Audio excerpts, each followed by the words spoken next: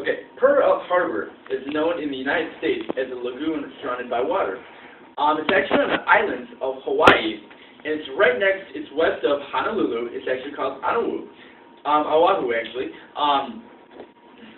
It actually has one of our naval bases and U.S. Fleet headquarters there. So today, I'd like to speak to you about the attack of Pearl Harbor.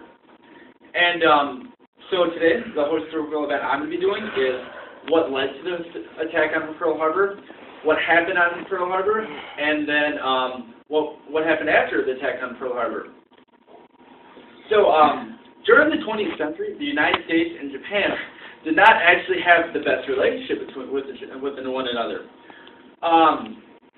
The reason why is because Japan leaders realized their city did not have the best. They didn't have the most modern city because they didn't have the correct minerals or rubber, oil, and most of their citizens were actually farmers, and there was just too much of that, and they just didn't have the correct materials they needed. So that's why Japan actually started to invade other countries. They thought it'd be a good idea to start war with one another.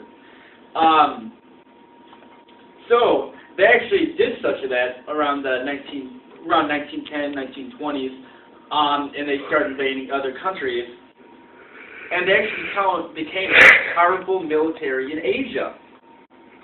The U.S. protested and everything, but they were more worried about themselves, they just got back up. They're trying to get out the Great Depression because we went to war before, so we just got World War I, and they really just wanted to get their economy growing.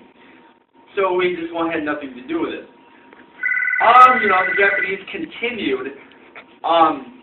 Even though the U.S. did not approve of it, and they eventually needed to take over the Pacific Ocean because the U.S. actually began to start embargoes, and so they just wouldn't trade anything with the Japan. So they really needed to take over the Pacific Ocean. One problem: we ran the Pacific Ocean, and if they want to get materials from there, they're going to have to start a war with it. So they knew conflict would eventually arise with us. And everyone saw it coming. So Japan and the leaders actually got together and decided to discuss what might be a good idea. And eventually they decided to come up with a secret plan to attack and just do a fatal blow to the Navy and the military to the United States. And that's how they were planning on taking us down, and they thought we were just going to give up afterwards.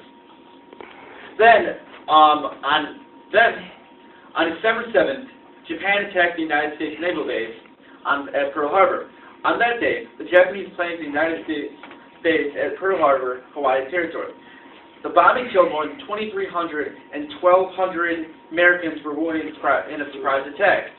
The hospitals of the islands of Hawaii were completely overflowing with patients, and in fact, there was people with burns trying to get away from the ocean after it sank.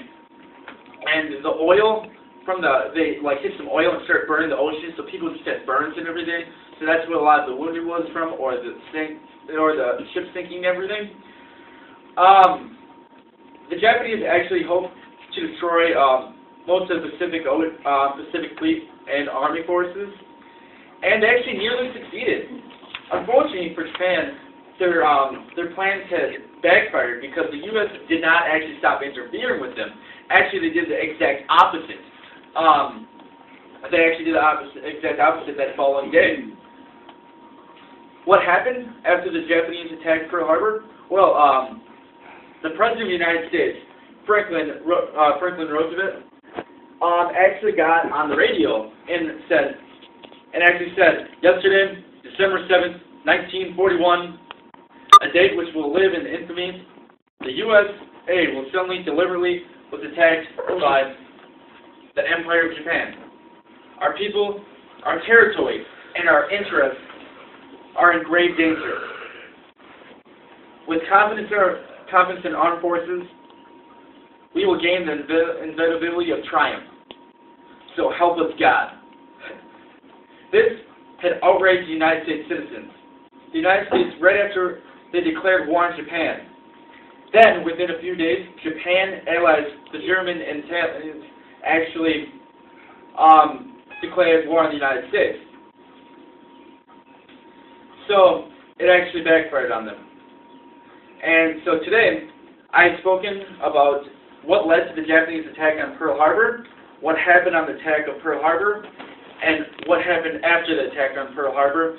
So from my speech, I hope you've learned a little more about the history of Pearl Harbor in the United States, and also the attack on Pearl Harbor and how it was a major historical event in the United States.